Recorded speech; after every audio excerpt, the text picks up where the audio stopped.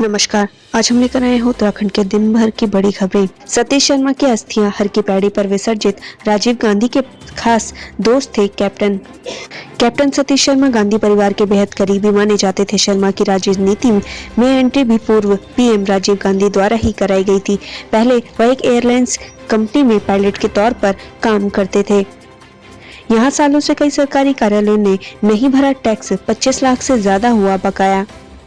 नगर पालिका की आमदनी भवन कर व दुकानों से आने वाले किराए से ही होती है, लेकिन यह बड़ी हैरानी की बात है कि 5 सालों से दर्जनों सरकारी विभागों ने पालिका को भवन कर तक नहीं दिया है। भवन कर की प्रक्रिया प्रतिवर्ष चल रही है, जो वर्तमान समय में करीब 22 लाख से अधिक पहुंच गई है। भवन कर का समय से भुगतान न होने से पालिका को काफी दिक्कतों का सामना करना पड़ रहा है। वहीं नई डीएम विनीत तोमर के आने से पालिका को भवन कर मिलने की उम्मीद जगी है। पेट्रोल डीजल की बढ़ती कीमतों पर हल्ला बोल, वाहनों को धकेलकर कांग्रेसियों ने किया प्रदर्शन। पेट्रोल डीजल और रसोई गैस के बढ़ते दामों के विरोध में कांग्रेसियों ने प्रदेश और केंद्र सरकार के खिलाफ प्रदेशव्यापी विरोध प्रदर्शन शुरू कर दिया है। आज चंपावत, हल्द्वानी और प्रदेश में कई स्थानों पर कांग्रेसी कार्यकर्ताओं ने सरकार के खिलाफ प्रदर्शन किया। चंपावत में कांग्रेस के प्रांतीय उपाध्यक्ष के नेतृत्व में कांग्रेसियों ने दोपहिया वाहनों को धकेलते हुए सरकार के खिलाफ नारेबाजी की, तो वहीं हल्द्वानी में कांग्रेस कार्यकर्ताओं ने महंगाई के खिलाफ पदयात्रा निकालते हुए पूरे देश नेपाल सीमा पर पेट्रोलियम पदार्थों की तस्करी की सुगबुगाहट। एसएसबी ने बताया अफवाह।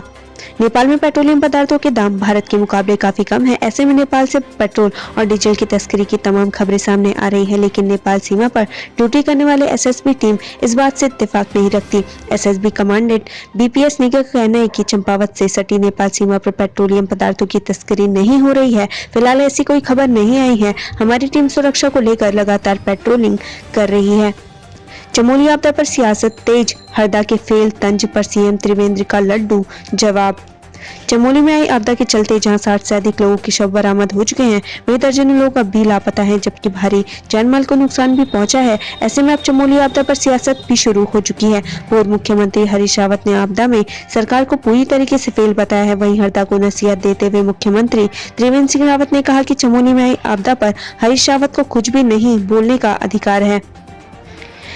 यूजेवीएनएल में हुए घोटालों की जांच पूरी, शासन को सौंपी गई रिपोर्ट। यूजेवीएनएल के छिबरो, खोदरी और डाकपत्तर पावर हाउस में 98 करोड़ की खरीद समेत विभिन्न कार्यों में गड़बड़ी का मामला सामने आया था। इसकी शिकायत मुख्यमंत्री त्रिवेंद्र सिंह रावत तक भी पहुंची थी। मामले की गंभीरता को देखते हुए मुख्यमंत्री ने जांच के आदेश दे दिए थे। यूजेवीएनएल में हुई गड़बड़ी को लेकर बिठाई गई जांच पूरी हो गई है। जांच रिपोर्ट अपर सचिव अरुणेंद्र सिंह चौहान ने ऊर्जा सचिव राधिका झा को सौंप दी है। देहरादून की युवती का दिल्ली में अश्लील वीडियो बनाकर किया दुष्कर्म। युवक ने पहले युवती से नजदीकियां बढ़ाई, उसके बाद युवती का अश्लील वीडियो बनाकर इंटरनेट पर वायरल करने की धमकी देकर कई बार दुष्कर्म किया। शादी करने के एवज में 50 लाख की मांग करने के बाद युवती ने परेशान होकर थाना वसंत विहार में युवक के खिलाफ तहरीर दी है। तहरीर मिलते ही पुलिस ने आरोपी के खिलाफ मुकदमा दर्ज कर लिया है और जांच शुरू कर दी है।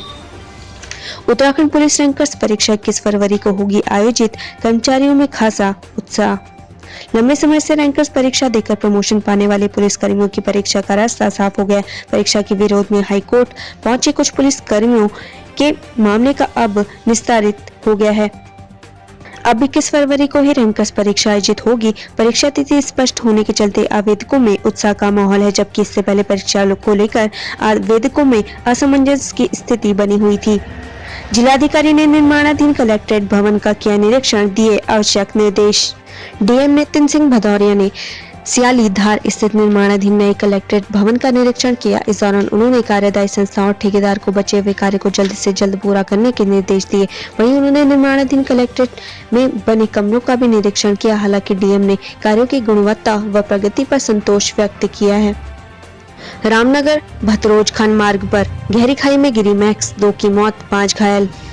जिले के भिकियासैंण में आज सुबह एक मैक्स वाहन अनियंत्रित होकर गहरी खाई में जा गिरा। हादसे में 2 लोगों की मौत हो गई, जबकि 5 लोग गंभीर रूप से घायल हो गए। वाहन में सवार लोग दिल्ली से द्वारा हाट को आ रहे थे। अल्मोड़ा तेंदुए की दहशत, कांग्रेस ने ज्ञापन सौंप की समाधान की मांग। काशीपुर में तेज रफ्तार कार की टक्कर से बाइक सवार की मौत। मुरादाबाद रोड पर सूद हॉस्पिटल के पास एक तेज रफ्तार कार ने बाइक सवार को जोरदार टक्कर मार दी। हादसे में बाइक सवार की मौके पर मौत हो गई। सूचना पाकर मौके पर पहुंची पुलिस ने शव को पोस्टमार्टम कराकर परिजनों को सौंप दिया है। कॉर्बेट में बन रहे रेस्क्यू सेंटर का प्रमुख वन संरक्षण ने किया निरीक्षण। कॉर्बेट टाइगर रिजर्व के ढेला रेंज में बन रहे रेस्क्यू सेंटर का प्रमुख वन संरक्षक राजीव भरतरी ने निरीक्षण किया। इस दौरान भरतरी ने रेस्क्यू सेंटर का निर्माण जल्द से जल्द पूरा करने के निर्देश दिए हैं। प्राकृतिक आपदाओं में पशु पक्षी हो सकते हैं तारनहार, जानिए कैसा होता है इन्हें आपदा का आभास। प्राकृतिक आपदा आने से पहले पशु पक्षियों को इसका आभास हो जाता है। वे उस स्थान को छोड़कर वहां से चले जाते हैं जहां आपदा आने वाली होती है। प्राकृतिक आपदा के कारणों पर शोध करने वाले हरिद्वार गुरुकुल कांगड़ी विश्वविद्यालय ने इस पर एक शोध किया है कि कैसे पशु पक्षियों को पहले प्राकृतिक आपदा का आभास हो जाता है।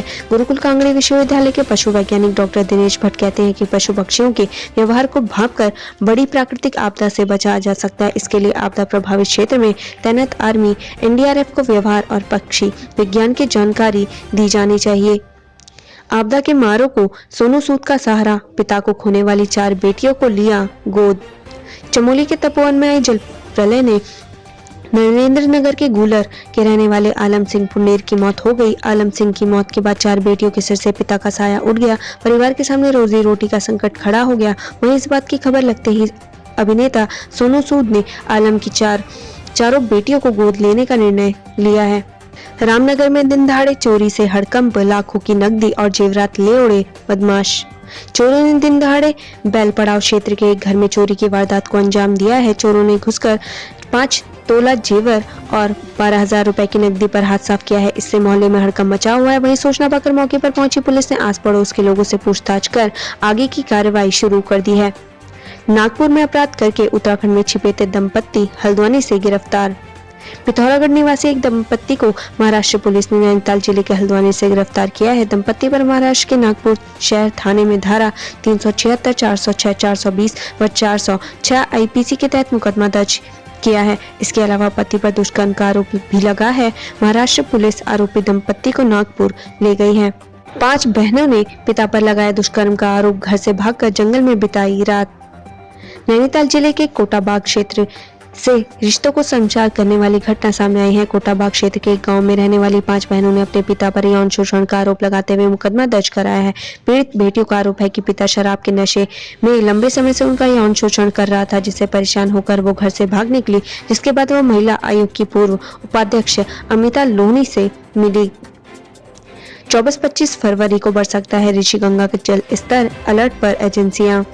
आगामी 24 व 25 फरवरी को मौसम विभाग ने बारिश का अलर्ट जारी किया है, जिसके बाद ऋषिगंगा में भी जलस्तर बढ़ने की संभावना जताई जा रही है। एनटीपीसी टनल साइट पर राहत बचाव कार्यों में जुटी कर्मियों को भी अलर्ट पर रखा गया है। एनटीपीसी द्वारा दी गई जानकारी के अनुसार अगर बारिश ज्यादा होती है तो एहतियात के तौर पर ऋषिगंगा के किनारे रैणी गाँव के पास और तपोवन टनल साइट पर राहत बचाव कार्य भी रोका जा सकता है। जोशीमठ आपदा रेस्क्यू का 14वां दिन। जोशीमठ जल प्रलय बीते आज 14वां दिन है। इस प्राकृतिक आपदा में अभी तक 62 शव बरामद हो चुके हैं। तपोवन टनल में रेस्क्यू ऑपरेशन जारी है। इस रात बचाव कार्य में आईटीबीपी, एसडीआरएफ और एनडीआरएफ की टीमें जुटी हैं। अभी तक 62 शवों व 28 मानव अलग अलग स्थानों से बरामद किए गए हैं, जिसमें से 33 शवों और 1 मानव अंग की शिनाख्त की जा चुकी है।